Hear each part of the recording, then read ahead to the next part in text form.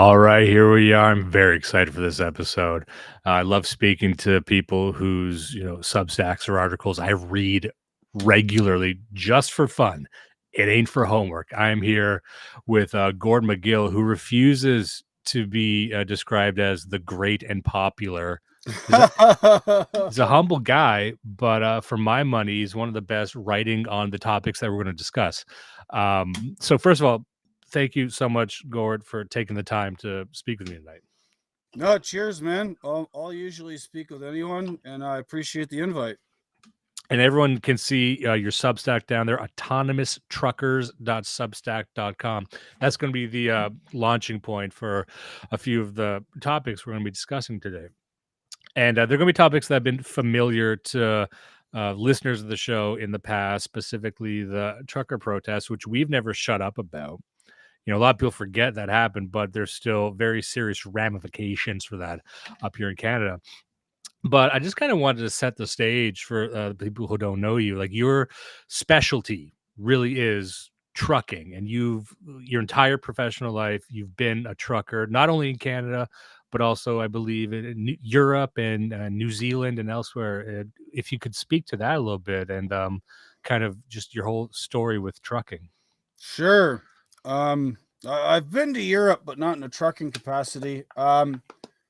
Yeah. So my dad's a trucker. Both my uncles, my grandpa, my grandfather landed a Sherman tank on the beaches of Normandy, and upon returning home from World War II, being mechanically adept and good with diesel engines, he ended up eventually at a trucking company near Hamilton and drove trucks, fixed trucks, and then my whole family was involved in it. And I just osmosis, I guess. I have a little bit of a wandering spirit. I like going places. I like to travel, so I got into trucking. I've been doing it since I was a teenager. I drove around Hamilton, Ontario at night without a license, hauling steel coils when I was still in high school.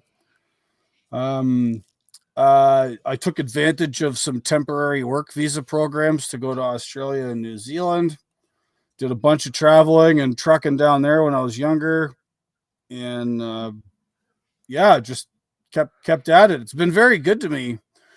And since I've recently, I got married 11 years ago, got a couple of kids. I've slowed down with the trucking stuff recently, but there's a lot of problems in the trucking industry, and I was encouraged to write about them, and I just started doing it, and it seems to have turned into this thing, and I've ended up writing for like the American Conservative and Newsweek and a couple of like policy wonk joints, and I don't know. It just kind of snowballed. I guess there's not tons of people on the trucking side of things writing about it with the sort of legitimate perspective. And then I started a podcast on the encouragement of a bunch of my friends who wanted me to like tell stories. And then I ended up using the podcast as an excuse to speak with academics who've studied the trucking industry. And so I'd end up reading their books, reading their papers, comparing that to my own experience in the business.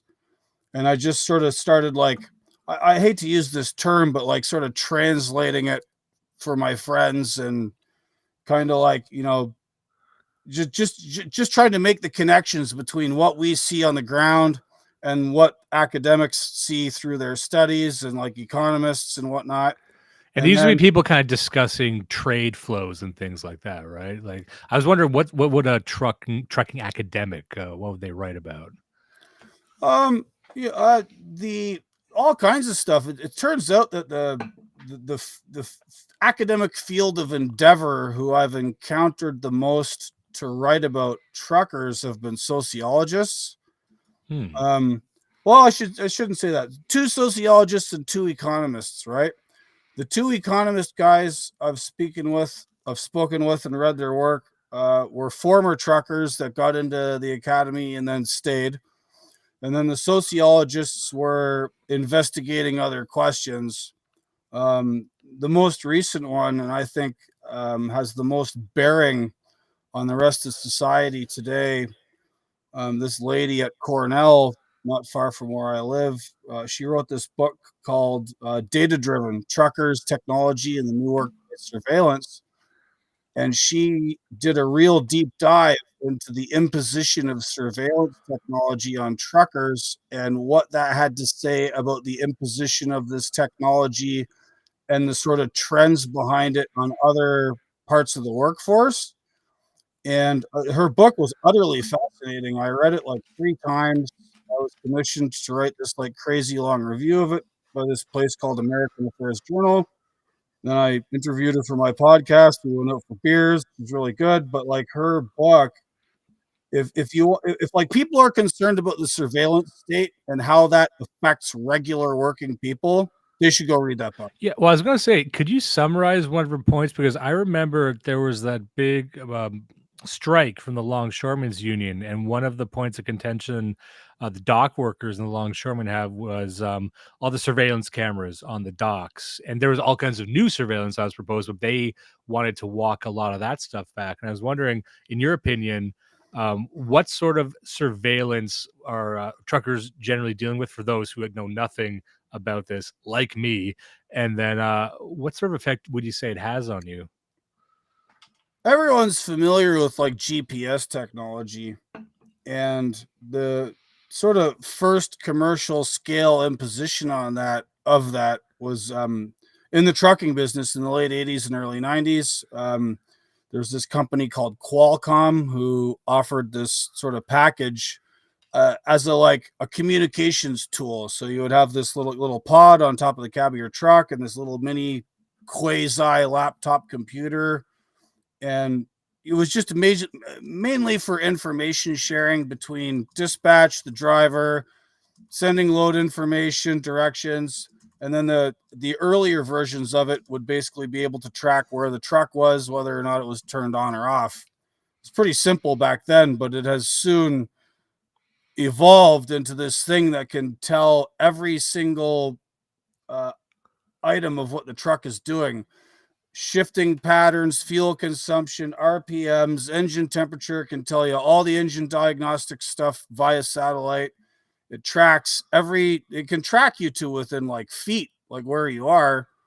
And the American government in 2017 imposed this mandate on companies to use this technology to track their hours of service, which fundamentally changed how the trucking industry operated, because for so long we relied on the ability to massage the numbers with paper logbooks, just because like the business is just like weather, bad customers, there's too many vagaries, and the Well, it's like government. every industry. No one is completely truthful. I work in marketing. That's my background. And there's not an honest number to be found in the entire industry. So, Well, that's because reality is what it is, and we try and compartmentalize things and say you should be able to do this amount of work in this amount of time and get from here to there. But reality don't always work that way, and you need to have options and flexibility. And what the surveillance technology has done has removed that, because everybody is under the eye of Sauron, and the other people on the backside of the Palantir, for the most part, are like spreadsheet brain dorks that only tick boxes and don't understand life, right? you think they're doing this to chase out a certain type of driver that they don't like anymore and bring in a new type? That's That's kind of used to this sort of thing. that's that's a theory. I'm warm to it, but I can't say that that's like the explicit uh purpose behind this stuff, but it certainly fits. All right. I'm gonna pepper in a bunch of just what might sound like very stupid, basic questions from someone who's never been a drugger. But and we talked about this just before we started. I live in Ontario, and like you said, you were born just around Hamilton, and so it's very rare that we speak to people on the show who are actually from Ontario. They're the West Coast or they're Alberta or wherever else. So we kind of know the exact same stretch of highways. So I'm going to give you a scenario and you tell me if I'm crazy or what's really going on. So, if you're driving on the 401, oftentimes it's like 3 lanes. Sometimes it narrows down to 2 for a big long stretch. And then you'll have the drivers, the truck drivers, they usually stick to the right-hand side lane, and then you got the passing lane on the left. But occasionally, one will try and overtake the other, but they will just sit side by side and maintain the exact same speed Oh man. for like sometimes 15 to 20 minutes. And I'm like, that's on purpose. I don't know why. A, is that what's happening? And B, what is the reason? Let me explain. So in 2000 and I can't remember what year, it was in the 2000s, somewhere between mid 2000s and 2009. The Ontario Ministry of Transportation and their analogous bureaucracy in Quebec decided to impose what are called mandatory speed limiters. So the government said any commercial vehicle over a certain weight and size must have the electronic control module on their diesel engine restricted to only allowing the truck to doing 105 kilometers an hour. That's it. So most trucking companies that don't want to like run afoul of the MTO or La Sirette de Quebec or whatever, or transport routiers, whatever the hell they're called over there, they complied. But the problem with that is that, like, yes, the what affects how fast a truck is going can be its weight, tire wear, the engine might be set a little bit slightly different than the next guy. So eventually you'll see two of these like slow ass trucks, and one slowly catches up to the other, goes to pass that guy, but it takes forever. And like there's the problem is courtesy, right? So if the gentleman in the right lane is paying attention, they should just be like, okay, look, this guy's been like creeping up on me for 10 minutes. I should just back out of it and let the guy pass me, and then we'll just carry on. But the problem is a lot of people don't do that. They're just like zoned out, don't care. Oftentimes, you know, one of my big bugaboos I complain about with the trucking business is that they've like swept all kinds of people into the industry who shouldn't be there and don't have that level of professionalism. So you have these situations on the 401 and other highways in North America where it's called, in Europe, they call it elephant racing, where like two trucks go and one tries to pass the other one. And you know, they're just being retards. That's all there is to it. Because I had it in my mind. I just started concocting my own explanation. And I'm like, you know what they're doing? They're coordinating this because there's a speed trap up there. And, you know, I'm driving at night. So everyone's like ripping by 130, 140 kilometers an hour. So I'm like, maybe they're actually trying to save us and communicate with us. So it's probably not that. Probably not. Not today. Maybe back in the old days, but not today. So, we'll get to one comment you made just there in just a second about a new crop of people being swept in. But I am curious, in your experience, again, from the outside, you look at truckers like this is a brotherhood. I see so many of them on the road, but they're chatting with each other. They got their own podcasts on the CB probably.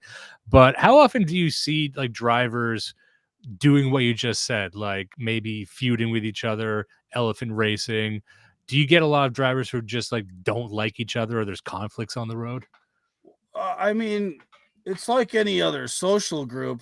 But yeah, the lack of cooperation amongst certain of these guys is rampant, and it speaks to the sort of atomization and fracturing of the industry. And again, you know, you sort of alluded to this sort of like bygone era when guys would, you know, try and cooperate, talk to each other on the CB. Everybody mostly got along. But as society, so trucking. So we have, you know, a lot of people sort of in dissident spheres, who I'm assuming are some of your audience, talk about like, you know, high trust versus low trust societies. And in the same way that North America has gone from being a much higher trust society to being a lower trust one, that's reflected in trucking.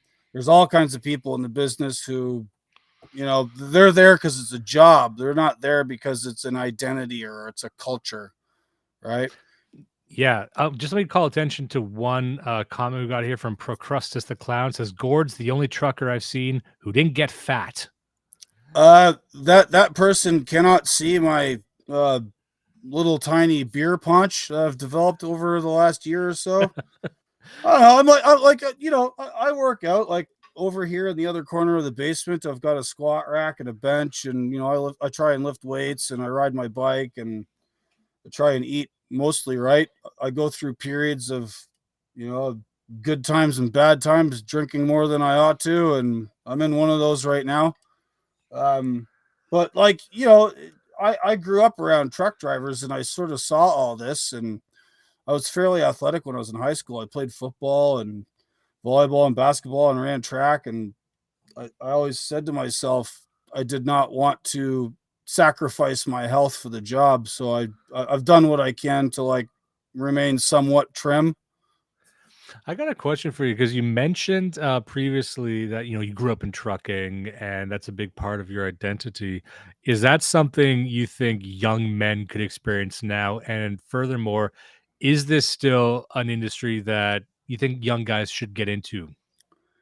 It can be. And I think my project here is to um I want the sort of vestigial remains of the sort of old school trucking universe to not get completely pummeled by these like spreadsheet brain Harridans and regulatory stuff and the surveillance state and all that crap. It's very offensive to me what those entities have done to it. And the black pilled part of my mind is like, no, just stay away. But there's still a lot of that sort of like independent spirit, and there are marginal areas of the business where you can still kind of do things the old way, some more than others. And there's a fella in your network, a guy named Metaprime, and he sent me a young lady in California who wanted to learn how to truck, and I advised her to avoid the sort of normal route of going to work at a mega carrier and going through their truck driving school and find a local place. And it did, and it worked out. And they showed her how to, they taught her how to drive on a truck with a manual transmission, and she got to go home every day, and it was less stressful. And as I understand it, she's done quite well. And I want people to like find those spaces where it's still like it was, and it's not as like pressing. You know what I'm saying? Yeah, yeah. I'd love to know a bit more about that. So we kind of got two routes someone could take. You can go the corporate route, but then I think the other route would be sort of like an independent contractor. What does that look like? Just because I've seen both of those like advertised, but I'm not sure how they work. Right. So there's big and small trucking companies.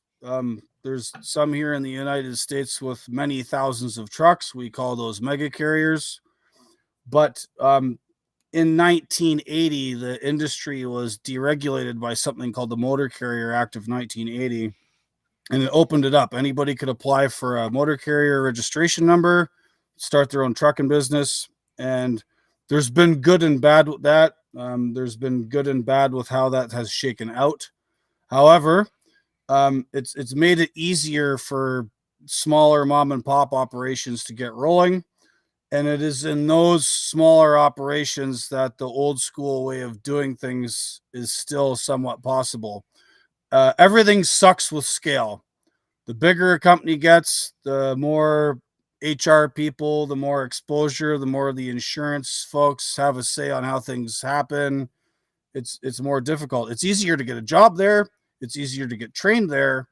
But like if you want to do things like the way I like doing them, those are not the places to work.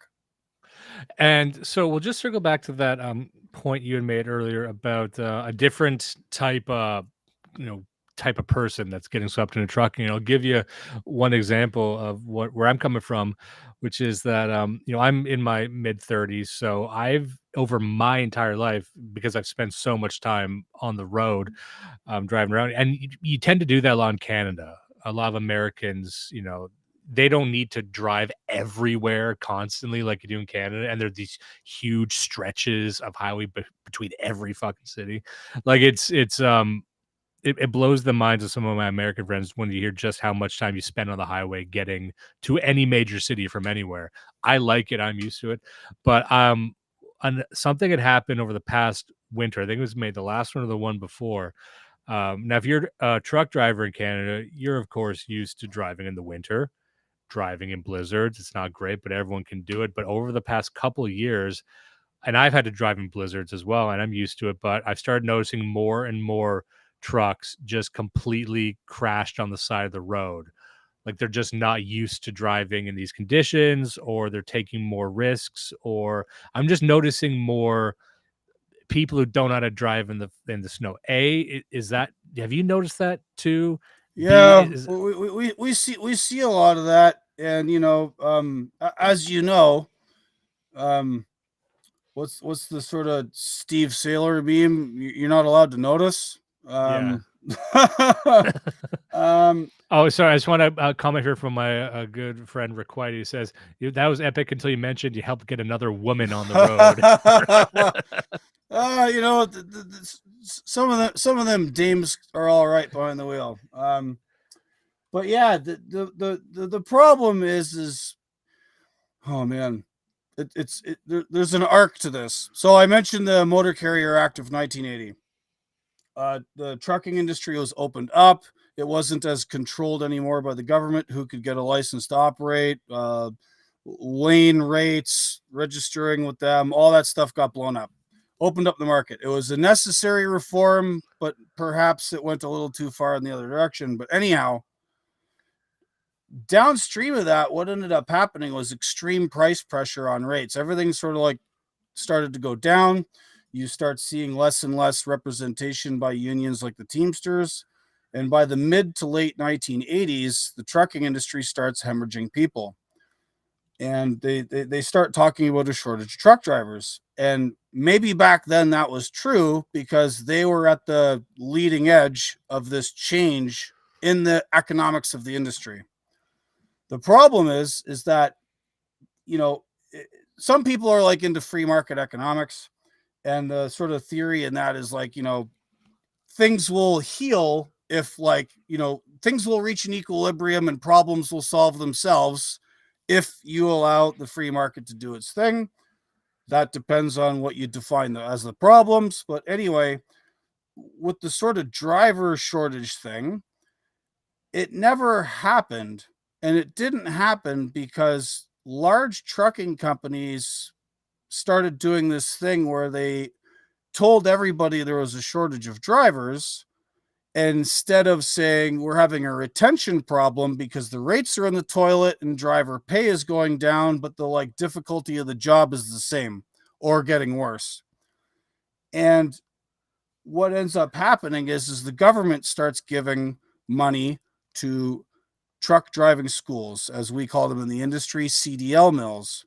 And the standards by which you can get a commercial driver's license in the United States are very low. They're also quite low in Canada.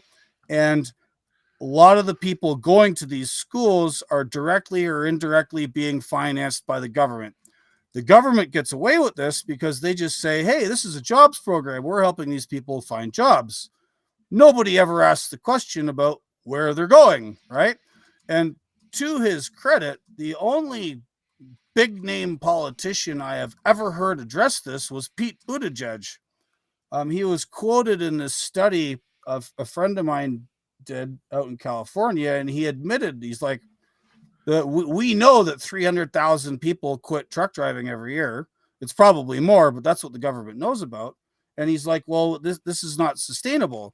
There's this sort of a association of state DMVs and state DOTs, and they like talk about licensing issues. And they came out with this report a few years ago. I think it was in 2021. It was quoted widely by NPR that they produce, between all 50 states, whatever, 450,000 new CDLs are issued every single year. Right? So you just keep cycling through people, and nobody asks where they're going or why they're quitting or whatever. And it's just like this thing. And so it gets converted by the major trucking media, the people like the American Trucking Association, politicians that don't know any better. Oh, there's a driver shortage. Well, And there's then, then they start saying, "Oh, no one wants to be a trucker these days," right? right, but they don't do anything to fix it except keep throwing money at CDL mills. Well, what ends up happening is eventually, you go through the barrel of humanity and you start digging in the bottom, and then you start scraping it out, and then you start having to like dig through the wood at the bottom of the barrel, and then you start having to dig into the muck below the bottom of the barrel, and then immigration gets involved, and now you have um, these complexes where you have these companies that say, we'll get you in the United States. I think it's called like an E3B visa or something. There's literally companies saying, we'll go find you truckers in Mexico because we can't find any here. And in Canada, it's India. And the Indians are all up in this shit. According to the Canadian Trucking Alliance, who are people that I don't really like, but I'll allow them this. By their numbers, in the Toronto and Vancouver trucking industries, Indians now control more than 50% of the market in both of those cities. Now, is that they're also not just the drivers, but also running their own companies, hiring other Indians. It's at every level. Correct. Right? Correct. And how that happened was because of this narrative. The government bought this idea, hook, line, and sinker, that there's a driver shortage. They didn't ask where the drivers were going. They didn't ask why people quit so much. They didn't ask like what was it about the job, the pay rates, the conditions. They just like, oh, we just don't have enough drivers. So, each province has like a nomination program. So like trucking companies would come to the BC government or the Alberta government and say, oh, you don't have enough truck drivers. And then the provincial government would talk to the feds and say, give us all these visas. And then the province would turn around and give it to these like immigration consultants. Over time, those immigration consultants, especially in BC, were eventually all Indians who were then like hiring their homeboys from back in India. And it got so bad that like the Globe and Mail did this thing I posted on Twitter all the time in 2019 about how some of the sort of dodgier operators in this complex would just like, they would have recruiters in the Punjab in India, and I don't want to say coerce, but convince these guys to move to Canada. Hey, come to Canada. We'll get you a job as a trucker, even though these guys are like semi-illiterate. Maybe they don't know English, probably never driven a truck in their lives. This consulting immigration company gets them a visa. They come to Vancouver. They go to work they go to a truck driving school that's also owned by an Indian dude. And then like that Indian dude's cousin owns a trucking company, and it's all done in-house within this single ethnicity. And then some guy who literally got off the plane from Amritsar to Vancouver, and 4 weeks later, he's driving over the Rocky Mountains, having never driven a truck before in his life and doesn't even speak English. It's interesting when you consider in my entire life, especially now, maybe more than ever before, trucking is always spoken of something we assume is going to go away. Right. And we'll get into the automation in a second. But when, like you said, Pete Buttigieg is the only politician you've ever heard speak of this. And I'm trying to think of any American or Canadian politician. It's never even brought up, even though, as you correctly point out in your Substack, and this will sound like just common wisdom to people, but everything you can think of that's manufactured or purchased has been on a truck at some point, somewhere in that pipeline. So it's ubiquitous. It's everywhere, but we talk about it as if it's always on the way out.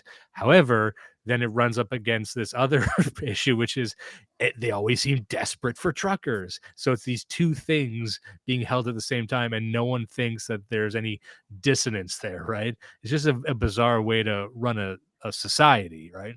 Right. So on that note about the sort of looming perceived automation of the business, I've been looking into that quite a bit with some associates. There's this guy in Indiana named Will Cook who's been on it for longer than I have. This other guy named James. Anyway. And you also gave a speech about this, if I'm not mistaken. You were in DC. Oh yeah, that was weird. These guys called 10-4 on DC do this like annual thing on the mall in Washington, and they asked me to come speak about this. So I was kind of floored and like, I completely botched the delivery. Like the speech itself wasn't bad, but like I'm not much of a public speaker when there's like a crowd of, dozens or 100 people in me. It wasn't that big, but like I'm on this stage and like I'm looking at the Washington friggin' monument and Congress is behind me and I'm like, the hell am I doing here? I'm just like some dumb truck driver. You're getting up there, the mic does the feedback thing. You just go, hey. That first moment where it just sinks in. Yeah, I had major stage fright. But anyway, the automation thing, I'm going to get back to this lady's book, Data Driven. There's a chapter in her book called The Slope, which is her description of where we are today, where truckers and other workers are, and then this like point in the future where it's expected that these jobs will be automated away. What does employment look like? What does the labor force look like? What does like treatment of workers look like? What are all these questions looking like in this zone between here and there? And that's kind of been my project. And when I found out about Karen and read her book, I was like, wow, sister from another mother. But anyway, that's the question. The automation stuff is coming. How fast? It's hard to say. It is coming. They do have this technology, but there's a whole bunch of questions behind it. Are they going to get the government on board? Are they going to get insurance companies on board? Who is going to get sued if one of these things spurgs out? And, like it's not as simple as saying, okay, cool. These tech bros from Silicon Valley built a robot for us and it's done. It's not that simple. And this sort of like interregnum period between here and there is kind of what I'm interested in. And the thing that drives me nuts is it meets this like the automated truck system companies are using the same narrative that the guys who are requesting money from the government for their CDL schools, which that's not the taxpayer's responsibility. And then these other gangsters who are bringing people here from Guatemala and India and fucking wherever else to come drive trucks here, sometimes under dubious arrangements. And it's like this whole thing, this interregnum is being influenced by a lie. And it's a major influence on what all of this looks like. Yeah. So that lie you just described, what would that lie be? That there's a shortage of truck drivers. Right. So I work, so I'm associated with these guys called CDL Drivers Unlimited. It's this sort of newer organization. They hired some interns and they went and talked to every DMV and DOT across the US to get information on active CDLs. They got responses from 36 states and then they crunched those numbers. And for the 14 who wouldn't talk to them, they projected averages and came to this number that's really close to like 9 million people. There's 9 million people in the United States with a CDL that we know about because owner operators are not represented in that because like it's hard to get information from like freelancers and people who work by themselves. It's hard for the DOT to capture that. So it's probably more. And by the way, owner operator, because I've seen this mentioned, another dumb question. That's just someone who owns their truck outright. Correct. Right? Yeah, they own it or they lease it. That's a whole nother discussion. I don't want to get distracted by that. Right. Like, so the point being here is that there are roughly 3.5 million jobs in America that require a commercial driver's license. About 500,000 of those are not actually trucking. That's like other occupational stuff like boom trucks working for your utility, your like electrical line guys. There's a whole bunch of like trucks that like don't go very far, that like stick around town to do a specific job. That's not what you would call like a long distance truck driver or like a local truck driver. Trucking industry, of those 3.5 million CDLs, the trucking industry takes up about 3 million. So if you say there's 3 million trucking jobs and there's 9 million people with licenses to do it, and they went through the ringer to get that license, which means they are certified by the government to do it. They may not be the best driver in the world. They might suck, but under the law, they are truckers. That means that you have 3 times as many drivers as there are jobs available for them. So this whole truck driver shortage thing is bullshit. Yeah, to me, it always reeked of just this faith that this is the type of job that people don't want in the future Correct. for whatever biased reason they might have, despite the fact how, again, how ubiquitous it is.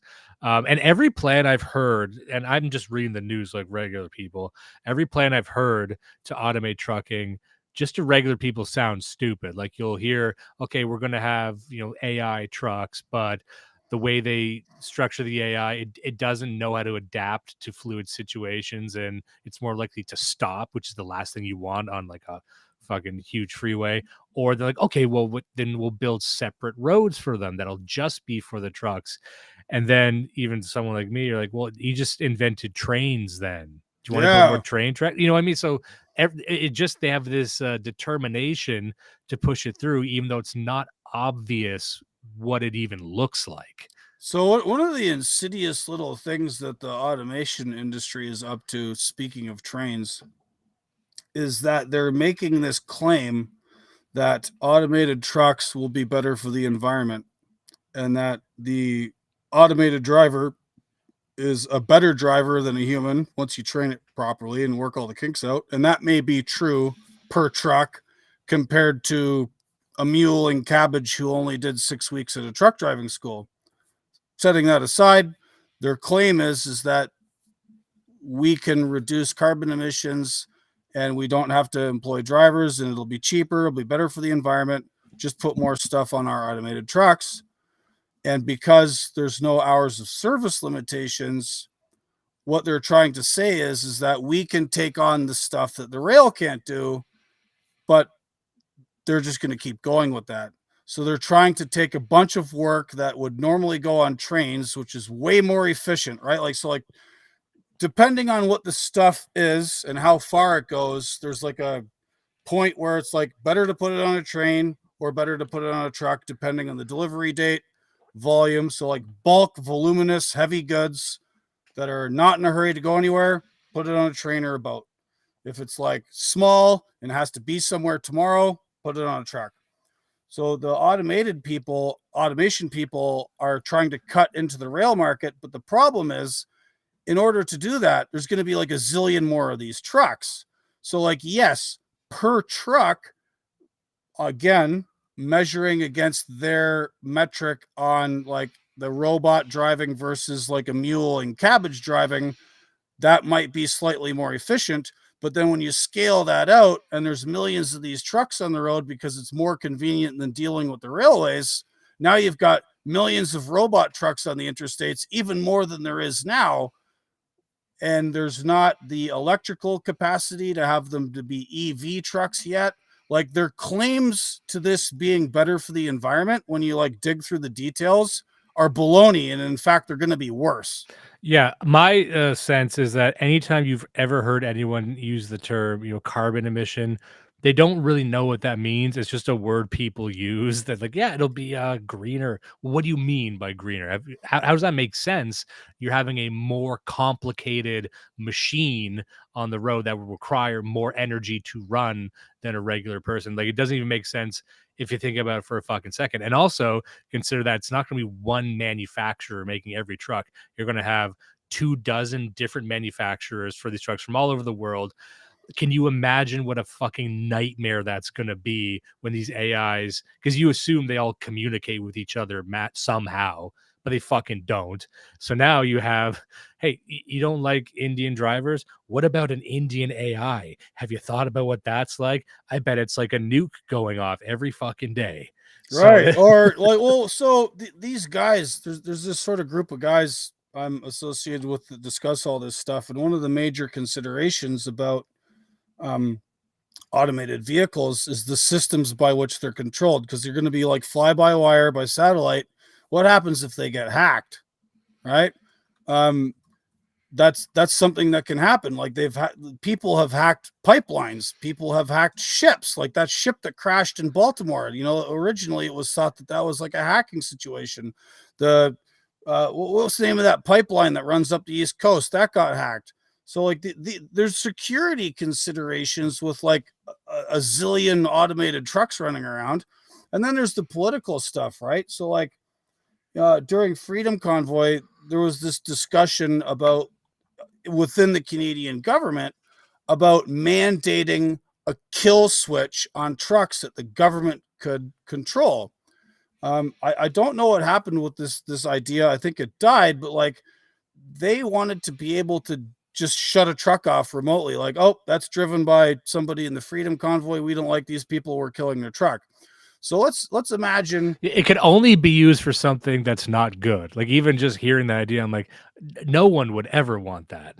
right. Well, so okay, so America is a fairly fractured society, right? So let's say that there's like some electoral district that the party in power does not like, or they don't like a politician there. They have some dude in control of all the automated trucks. Oh shoot. Oh man, sorry about those trucks that were supposed to deliver groceries to all your local grocery stores. They have a problem right now. We All right. understand your frustration. And I think the same line you hear when you call up your fucking cell phone company. I understand this is a bad day now, but and you're also talking to an AI who's giving you the bad news. Right. I just had a comment here from Trucking Across America with the Schmitz. This is on Xing. Gord's a smart guy. I think you want to hear that one. I know those guys. That's Lee and Lisa Schmidt. Lee Schmidt as being proffered as a candidate to lead the FMCSA, which is the Federal Motor Carrier Safety Administration. Those are the feds who are in charge of regulating trucking, and they're doing a very bad job of it. And the FMCSA has never been ran or had a leader that's ever driven a truck or has any connection to trucking whatsoever, because the guys, the Good Old Boys podcast, good friends I of know mine. them. Yeah, The whole patronage thing, right? Like the whole like staffing and who gets these positions. It doesn't matter like if you have no experience. Like this Pete Buttigieg guy who was the secretary of the DOT, soon to be unemployed, Pete Buttigieg, and see you later, buddy. What background does he have in transportation? Zero, right? yeah. And like over and above that, these people that run these agencies, they do things for the machine, right? Like I'll give you an example. So the last person who was in charge of the FMCSA, the head of the FMCSA, was a woman named Robin Hutchison. We have this thing called the ELD mandate, which came out in 2017, which is a surveillance technology that was mandated to be put on trucks. The claim by the government was that the ELD mandate would make our roads safer by like making it harder or more difficult for truckers to like get around their hours of service because the Eye of Sauron is on their trucks. The problem is that doesn't address economic incentives. It does not address the vagaries of the job. It just does not address life itself.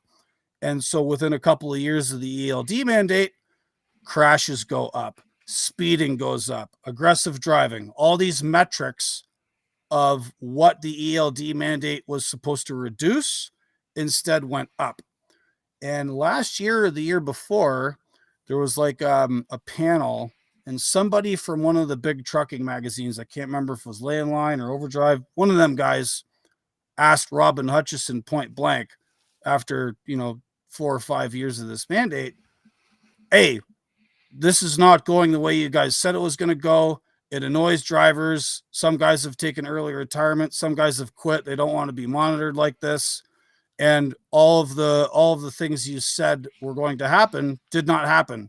Accidents are up, speeding's up, all this stuff is up. Like, are you going to keep doing this?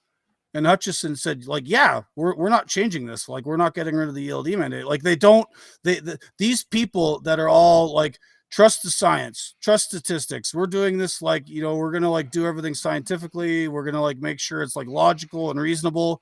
It's not about that. It's about compliance and like making them look like they're doing something. I'm calling back to an earlier comment we had here from X. I didn't know what it meant at the time, but it's from Indie Trucker, who says Lee for FMCSA. I'm not sure. I didn't know what the FMCSA was, but what are your thoughts on? I assume that's some kind of leadership race happening, or what do you think? Right. Oh, that's this trucking across the. So we've imported some of my fans to this show. One of whom is Lee Schmidt, who is this guy who's like affiliated with CDLDU, a longtime trucker advocate. He's been in the business forever. He hauls oversized loads. He's really good. There are moves afoot to have him considered to be the FMCSA head. Oh, exciting stuff. I just wanted to mention this before we were talking about using autonomous trucking and becoming trains and everything. One thing that I heard people bring up. This one comment just popped up. Booty judge 100% is a rest stop connoisseur. Oh, I mean, the irony of like an openly gay man being called booty judge. I mean, this writes itself. This is like the Anthony Weiner thing all over again. But when people talk about drones too, people will talk about maybe drone delivery is the solution, and or in conjunction with trains, and just honestly, there's been a lot of people who've gotten very, very excited about little tiny drones, especially in the wake of the war in Ukraine, as something that can solve everything from long range missiles to tanks and everything. Like, just we can just have an army of drones. Drones on their own have a battery life. Even really, really good drones have a battery life of like half an hour. If you attach even like a 2-pound load to a drone, it goes down to like 5 minutes. And I think a lot of people have figured out that drone delivery is just kind of a pipe dream at this point until you really revolutionize battery technology in some sense, which is what they've been calling for like, I don't know, like 15 years now. Everyone says batteries haven't really innovated that much. But yeah, so like there's very low ceilings to every alternative to trucking. At some point for the foreseeable future, it's a guy in some size of truck that's going to bring the thing to you or the thing to the right. city. So you're touching on something called like the iron law of energy density. And you're seeing a similar problem. So you just mentioned these drones and how their like battery life reduces as soon as you put a significant load on them. Same thing with trucks, right? So like Tesla and a couple of other, Nikola, there's been a couple of entrants to the EV truck market. And Tesla's trucks, what are they getting? Like 300 miles, maybe 500 if it's like a light load. And then they need to be recharged. And then it takes like 7-8 hours to recharge them. And if you have a truck stop with like 100 or 200 Tesla trucks parked in it, all trying to get charged, that's the draw of a city of like 50,000 people, electricity wise. Like, where are we getting this electricity? How is it getting transmitted to like all of these truck stops all across America? It's just not like we're not there yet. And then there's the consideration of like, okay, cool. So there's several million trucks on the road in the United States in like a local and long distance capacity. Okay, cool. Where are we getting all of the rare earth minerals and other materials needed to make all the batteries for these things, right? So they're trying to replace a technology, right, that's built around diesel. Diesel fuel has got a very high BTU, very high embodied energy. It's easy to move it. You can shift it through pipelines. You can put it on boats. So it's portable. It's reliable. It's got a high energy output. It works great. But because the sky worshippers have got involved in the government, they have said, we can't do that anymore. Otherwise, we're going to destroy the planet. But without considering the limitations of what they propose to replace it with.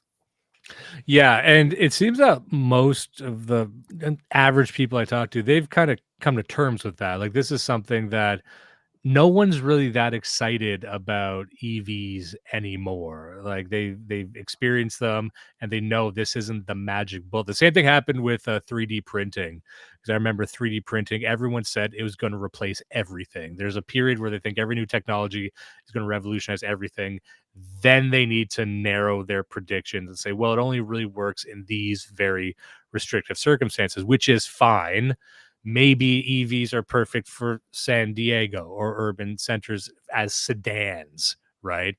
But there is no realistic way to substitute them for everything else. And I don't know, like I honestly think a lot of people just don't take these arguments seriously, but it's still just being hammered through by the managerial state, by the bureaucracy, the only true believers in this shit anymore. And then it all comes down to people like you. Right. Well, I mean, and then there's also the aesthetic considerations. My main beef with Tesla trucks is they look like fucking toilets, and there's no gear shifter in them. Why would I drive something where like I'm interacting with the vehicle less? The technology has like removed my ability to control things other than like step on the gas, and it looks like an upside down toilet going down the road. Like, why would I get in this fucking thing? Like, there's this human element consideration to all of this that, like, again, our sort of managerial class don't take into consideration. On Twitter, there's like all these like Tesla fanboy accounts and Elon Musk sycophants and stuff, and even he himself is like, oh, truckers are going to think this is great. And then if you go to a post where Musk or one of his buddies says that, 3/4 of the replies are actual truck drivers saying, no, this thing's fucking ugly, I don't want to drive it. Like, but like they just these people just are like, oh, we think it's cool, therefore we think you should think it's cool. QED, just get in the truck and drive it, do what you're told. Yeah, and the same technologist argument it's the same every time, where it's like, well, more anything plus technology equals better. More data, more information, making everything easier is better. And I really think they're having to reckon with what we started this conversation with, which is a certain type of person, a certain class of man or woman, but I would assume mostly men, that get into this because it almost has an outlaw allure to it. Like it's somewhat rebellious. It's a nomad's lifestyle, and you're losing most of those people. And I actually had a comment here I didn't get a chance to from Requited, and he says, I wonder which he thinks is worse for the industry, the increased regulations or inflation and decreasing wages. He says he used to know a retired couple that drove a truck together when not traveling. So just a quick point there. What do you think is chasing a lot of these people away? Would it be probably a little bit of both? I mean, full disclosure, I'm not on the road right now. I got laid off from my last trucking job about, I don't know, not quite a year and a half ago. And I've been doing other things, helping my in-laws with their businesses. But like, yeah, it's a lot of it's regulation, a lot of the type, again, the human element, the type of person that is going to want to get into a business where you're expected to be away from home and solve all these little problems that come on and have a lot of like sort of sovereignty, like you're the captain of this ship. But then they keep taking it away, chipping away at that with technology and surveillance and like brokers that call you all the time, and like everybody's up in your shit. That's not why you got into trucking. The personality type of a trucker is not conducive to these layers of garbage of regulation and surveillance they keep putting on it. And then you pair that with the fact that like a truck driver's salary on average, there's still like niche areas of the industry where you can make a lot of money and you can be fairly successful if you know what you're doing. I'm not taking away from that. But on average, the average truck driver's salary is inflation adjusted half of what it was in 1980. So like how do you square this circle where it's like we're treating you like a robot and we want to surveil you constantly and we're paying you less money? Like, it just doesn't work. Yeah, and I know we usually cap these at an hour or so, and so we do need to get going soon. But I do want to bring this around to the trucker protests, which we briefly touched on there. And I was wondering, did your advocacy really start to take off during that protest, or were you active in the space before that? And did your, activity around the trucker protest affect your career? Right, that's a great question, and that's yeah. So I was writing about this in very small bits and pieces back in 2017. In 2022, when the Freedom Convoy came to Ottawa and other parts of Canada, I felt it was sort of my duty to express solidarity with my fellow Canadians. I live in America now, but I am Canadian. I went back to Ottawa. I spent the first weekend at Freedom Convoy. And at that time, on a previous Twitter account, I had like 1,200 followers, and I just posted all these videos like, here I am on this overpass welcoming the convoy to town. Here we are downtown Ottawa. Here's what I'm seeing. And um, a bunch of people saw them, and some people knew that I was already writing. And then I got like requests to write for like Newsweek and then Unheard in the UK. And there was just because people understood that like what the Canadian media was saying was like questionable, and eventually we all came to understand as outright lies. There was this like appetite for like, hey, what do people on the ground have to think about this? And I was very obviously pro convoy, and I saw that what the media was saying was untrue, and there was these narratives being set, and so like I jumped in, and that has opened up other opportunities for me to write about the business. And then the problem with the Freedom Convoy is that the persecution of a number of people involved in it is ongoing, like nearly 3 years later. Yeah, and you covered that pretty extensively on your Substack as well. And we unfortunately didn't get to cover this too closely on our show, but it's very top of mind for myself and my co-host. But we're talking about the Coots trial and the people, certain individuals who have just been swept up by the system and are being accused of wild things. Just it seems like to punish them while in custody and get them into solitary and confinement, things like that. And you've been on that story still, as far as I'm concerned. Is that correct? Yeah, I mean, obvious things quietened down since the two remaining Coots guys were sentenced, Tony Olenek and Chris Carbert, who, their sentencing, I could do a whole show on that by itself. But yeah, they got, they kind of got railroaded. The other two gentlemen also got railroaded and then pled out on these other things. But like the larger point is that those guys are in jail. You have Tamara Litch and Chris Barber over in Ottawa, who are facing possibly 10 years in prison, this longest mischief trial in Canada. And then there's all the unnamed people. There's literally hundreds of people that were in Ottawa or Windsor or Coots who are facing all of these like stupid charges simply for being at a protest. They didn't do anything wrong.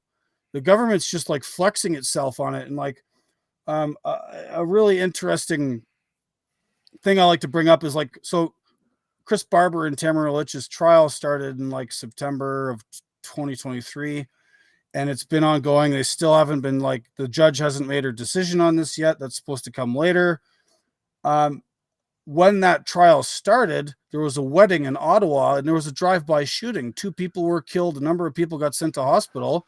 They still don't know who committed that. They don't know what happened. There's nobody's been charged or anything because 3 of like Ottawa City PD's murder detectives were busy trying to convict Tamara Litch and Chris Barber for having a protest, right? Like all of this, like state resources have been focused explicitly on punishing people involved with the Freedom Convoy instead of dealing with like legitimate criminality. Like a bunch of your listeners will be familiar with the term anarcho-tyranny. That's what's happening in Canada. The tyranny is against regular people, those who stood up for themselves against the COVID regime as represented by the Freedom Convoy.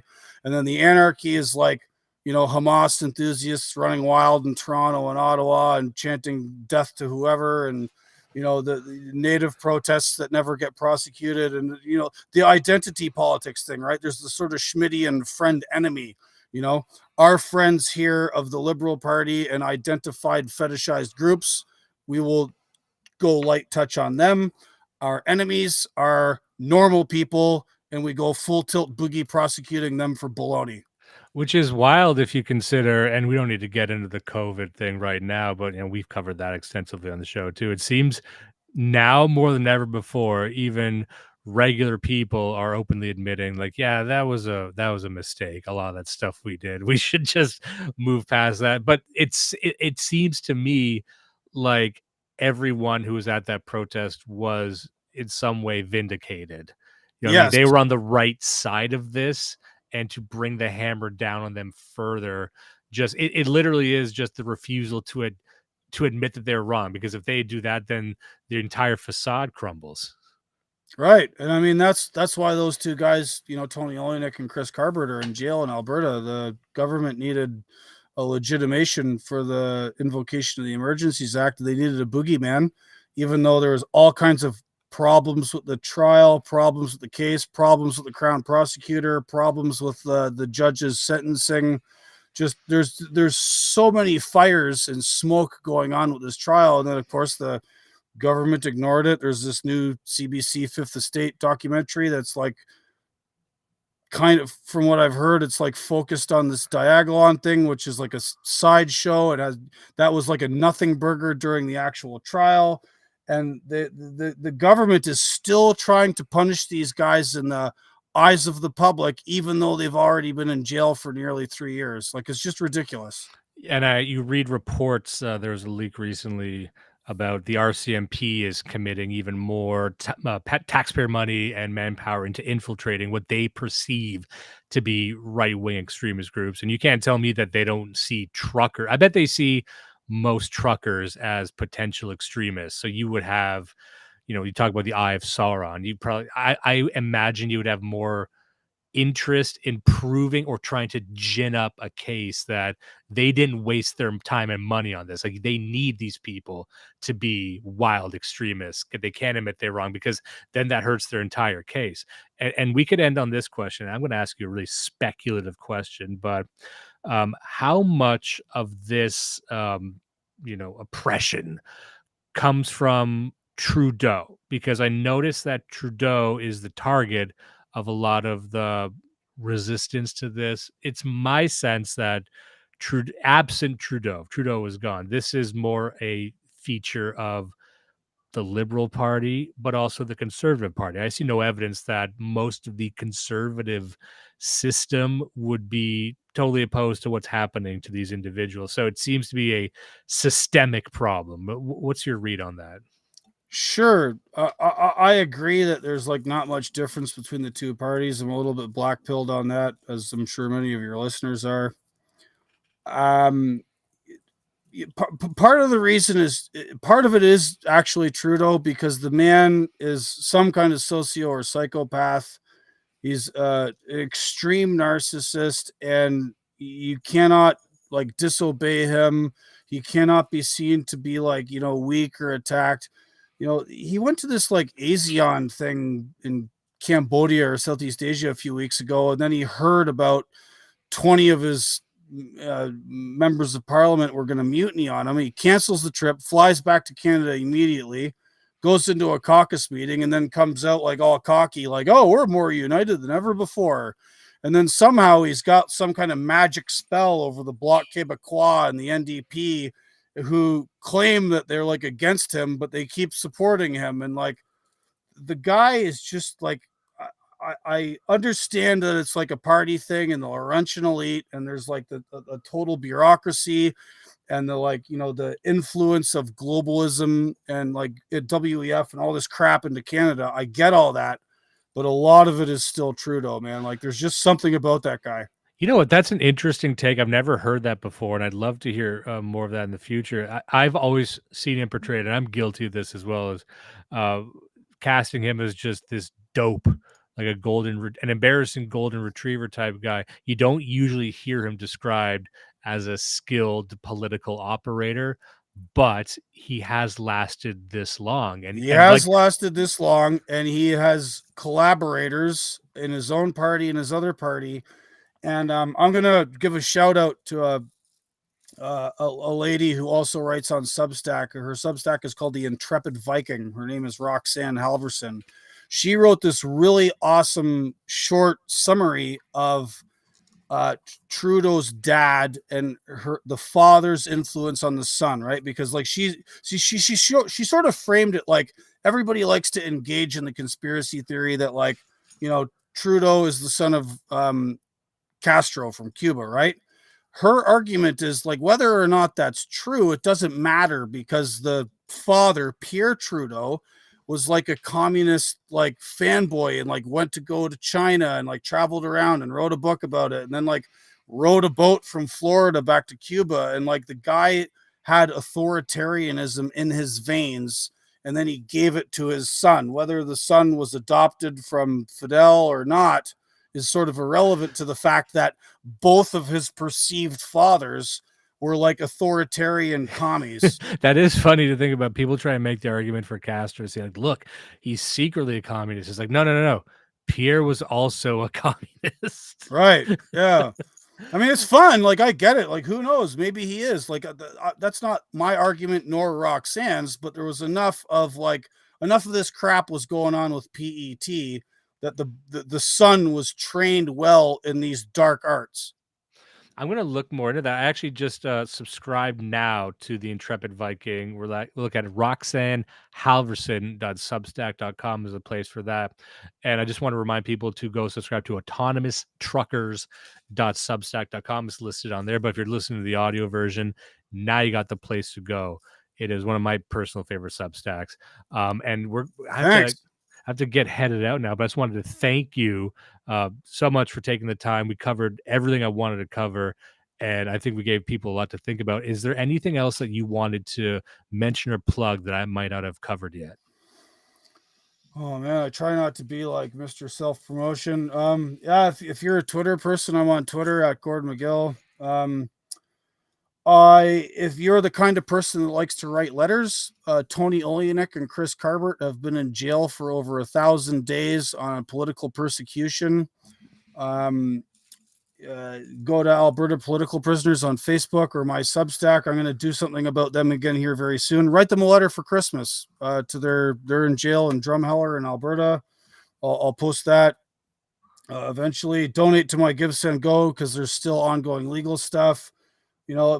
Part of the reason I'm here and have this like platform is because like I just started talking about them guys when not many other people were, and it, help them out. Write them a letter for Christmas.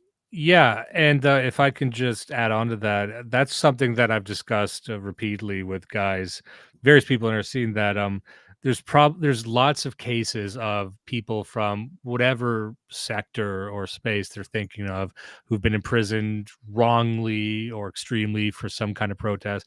We tend to forget about them. They're easy to forget about, and I think it's probably the most important thing that we can do in this space to let people know that if they stick their necks out and they end up in jail, because they're made a target of unfairly, like, at the very least, we got to remind people that that's going on, because if you're in this space, and there's no reason to believe that these persecutions wouldn't increase more in the future, this is what chases people away more than anything, the feeling that they're sacrificing and then being forgotten about, and the world moves on without them. So I think it's very honorable that you're doing that. I encourage everyone to do the same, and I'm going to do the same myself. So yeah, I just followed them. I followed Alberta political prisoners of Alberta on X. People give that a follow, and we will head out now. But thank you so much, Gord, for taking the time, and I hope we can talk again soon. Right. Thanks for having me, man. I really appreciate it.